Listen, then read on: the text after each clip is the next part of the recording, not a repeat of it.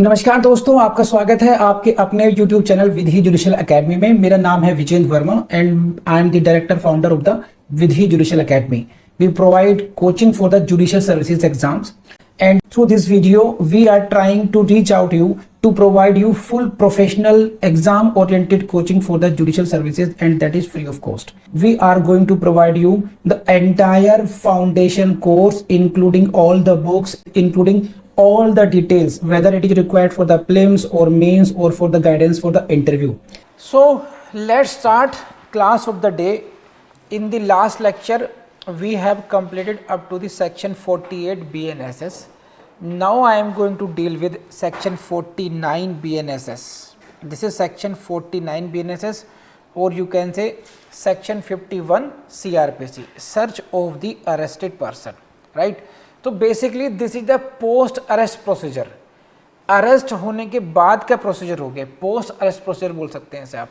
तो आप अपने जितने जो एंटायर सेक्शंस हैं रिलेटिंग टू अरेस्ट, तो इसको आप इस तरीके से डिवाइड भी कर सकते हैं कि पोस्ट अरेस्ट कौन कौन से प्रोविजंस हैं, प्री अरेस्ट कौन कौन से प्रोविजंस हैं, which provisions are with regard to the rights of the accused, which provisions are with regard to the duties of the police officer. इस तरीके से भी हम लोग कर सकते हैं, ठीक है। तो let's read the basic language, और बहुत इंटरेस्टिंग टॉपिक है ये। बस गेट को बंद करो।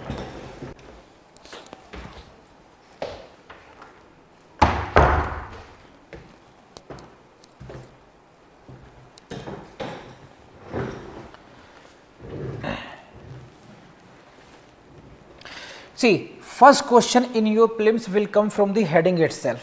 Which section deals with the search of the arrested person? ध्यान रखना, who is this man who has been arrested now? So this is search of the arrested person. This is not the search of the place. Please see the section number. This was 44. Please see the section 44. Search of the place, right? And this is section 49. This is search of the arrested person. Things are very simple, but ये हो सकता है आपके exam में confuse कर दें आपको। तो whenever you see there is any question regarding the search, तो please make sure that किसके बारे में, is it with regard to the search of arrested person or is it with regard to the search of the place? है कि नहीं? ये छोटी सी बात है, but it can create huge difference in your performance. This was section 44. मैं फिर लिख रहा हूँ यहाँ पर search of place. ध्यान रखेंगे इस बात का आप लोग। Next,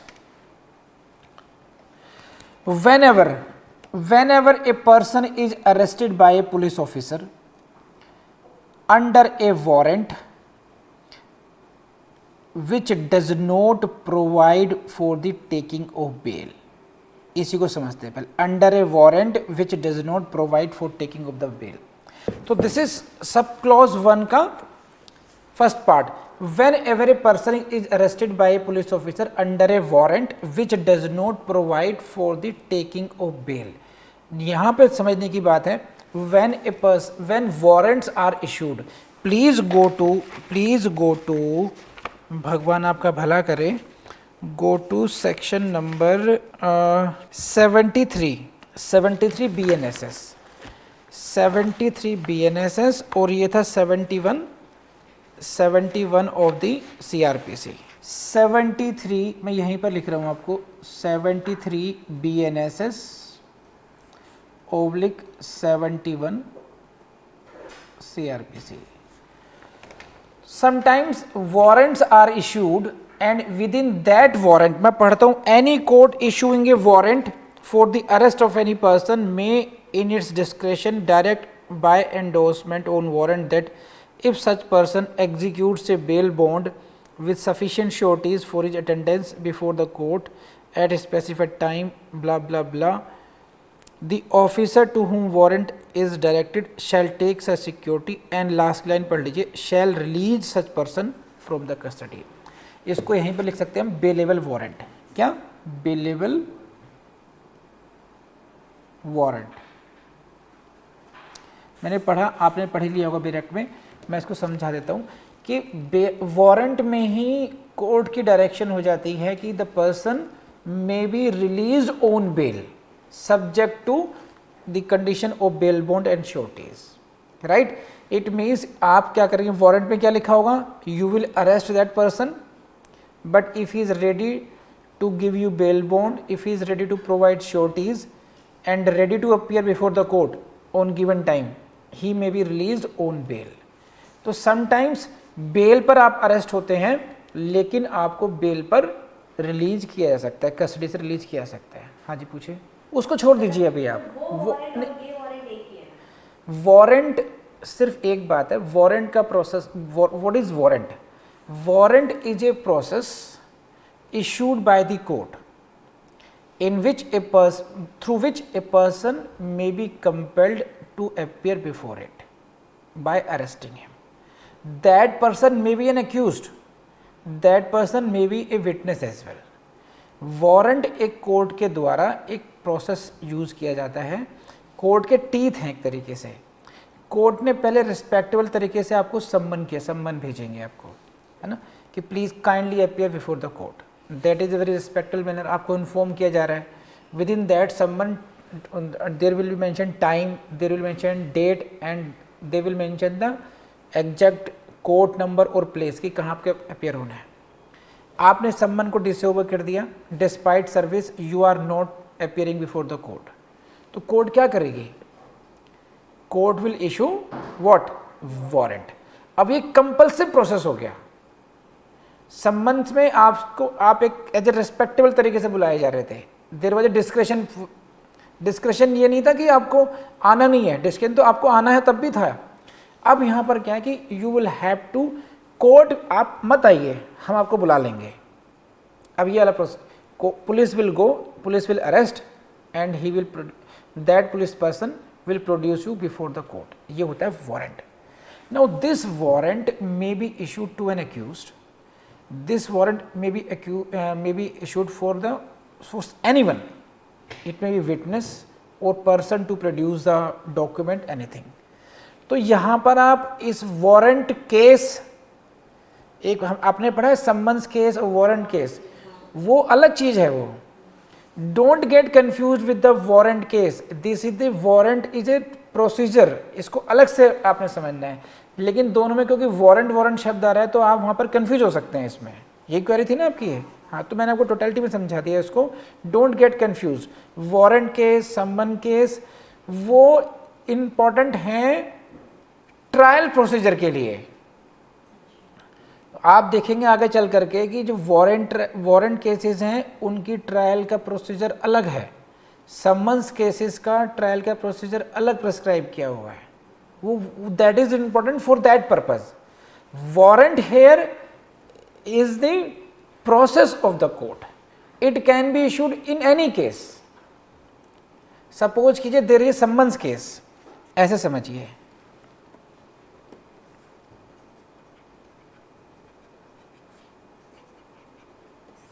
ओके, सम्मन्स केस है, इसमें विटनेस है, विटनेस मान लीजिए Varad is a witness and he is the eyewitness, he was asked to appear before the court through summons। इनको सम्मन भेजा गया, इनसे कहा कि you appear in the court but he did not appear, now the warrant will be issued against him। तो within the summons case warrants are issued to compel him to appear before the court। तो warrant issued by the court is a different thing and warrant case, summons case is a different thing। I believe अब समझ में आ गया होगा अच्छे तरीके से। चलिए अब आगे बढ़े हम। So within the warrant case, within the warrant, when warrant is issued, warrant of arrest, there may be two scenario, one may be bailable warrant, other is non bailable warrant, right? Bailable warrant and non, what do you mean by the bailable warrant? Bailable warrant means the person will be arrested but he will be released on bail if he is ready to give bail bond and the sureties। बात समझ में आ गई? And in non bailable cases he will have to be produced in arrested form before the court, court जाएगी arrest करके, police जाएगी उसको arrest करके court के सामने प्रस्तुत कर देगी, right. Sometimes how it happens practically मैं समझाता हूं आपको। देखिए एक एक्यूज है, accused is supposed to face the trial personally. He should appear personally before the court on each and every date. अब वो नहीं आता है तो उसके खिलाफ कोर्ट क्या करेगी, अब कोर्ट उसके खिलाफ वारंट इशू कर सकती है। वारंट में क्या करेगी, उसको पहले अगर फर्स्ट अपॉर्चुनिटी में उसके खिलाफ बेल वारंट करेंगे कि भाई उसको थोड़ा सा फियर फैक्टर भी हो एंड हमारा पर्पज ही हल हो जाए। तो उससे कहेंगे 5,000 10,000 का, भाई ठीक है 5,000 10,000 का आप बेल बॉन्ड दीजिए, आप अपीयर हो जाइएगा।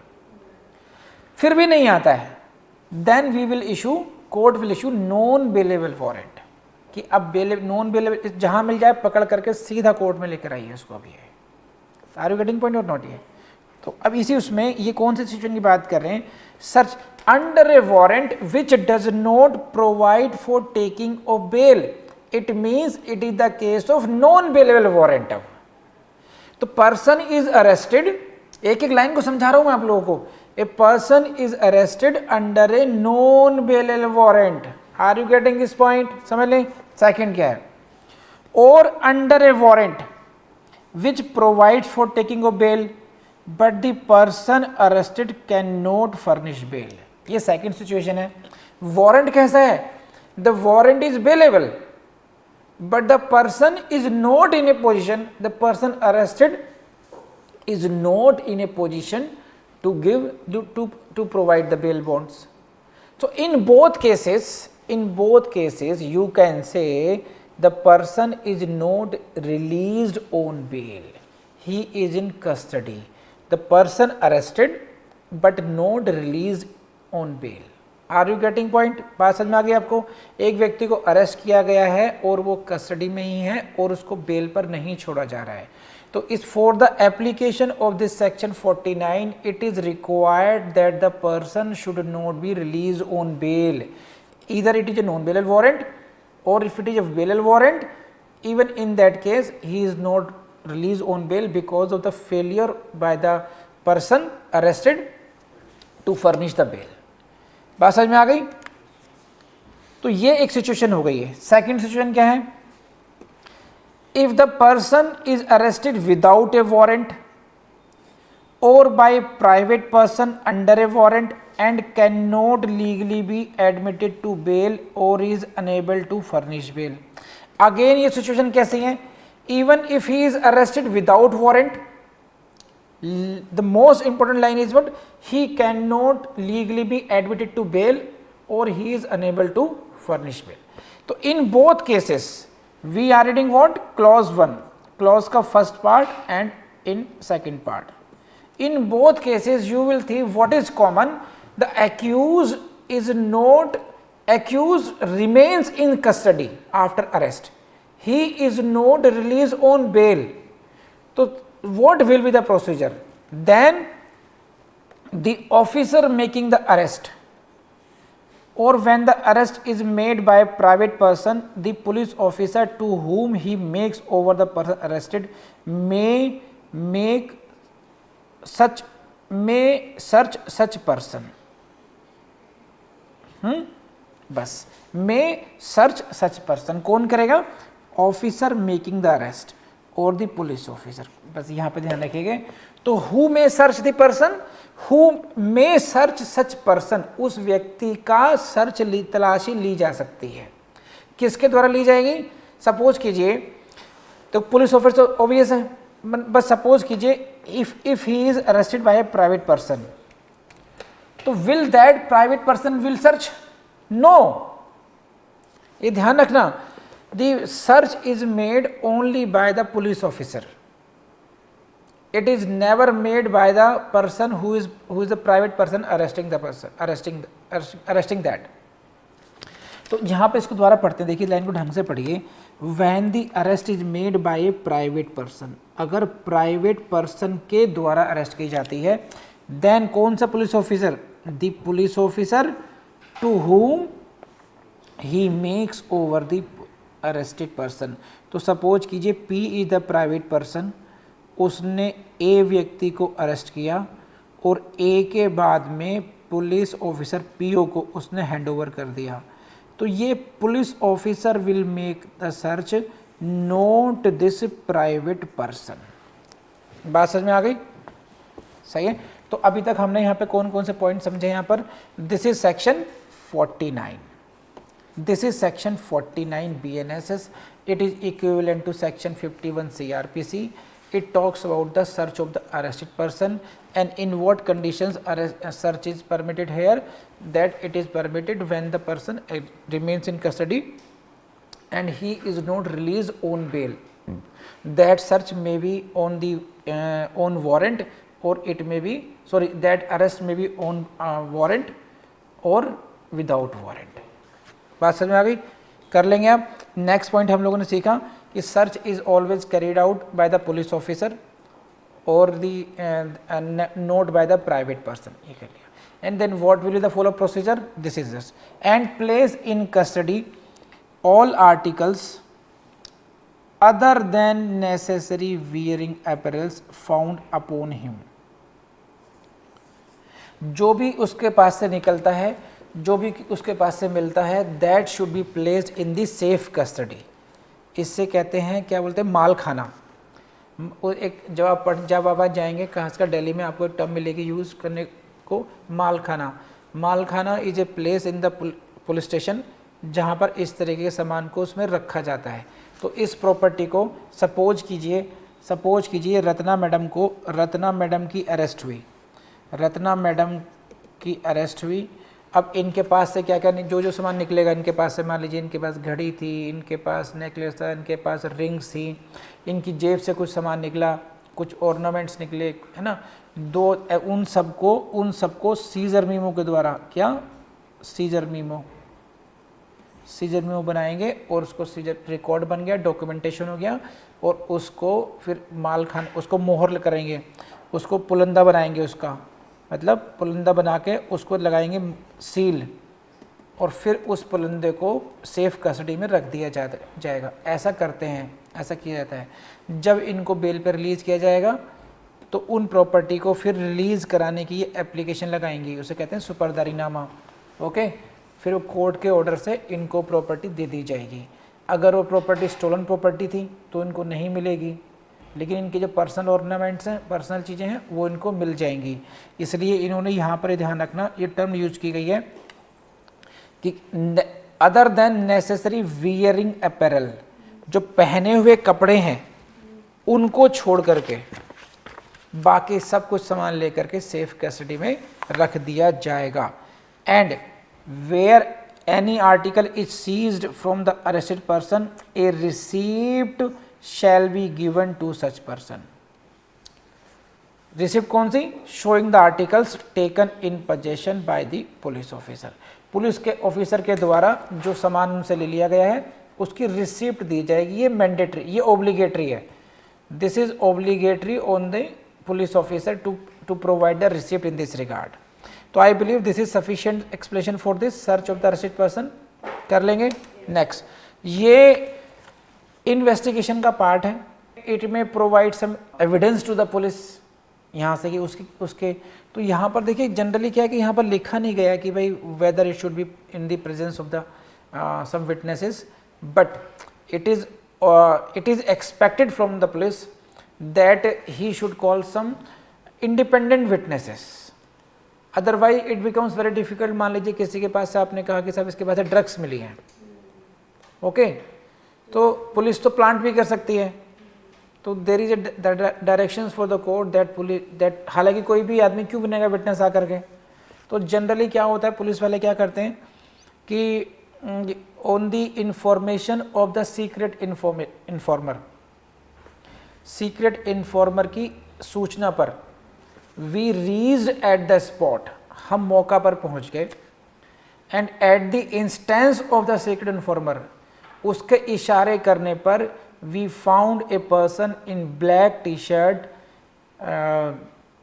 And light blue colour jeans, ठीक, we apprehended him and then we took search, and what we found?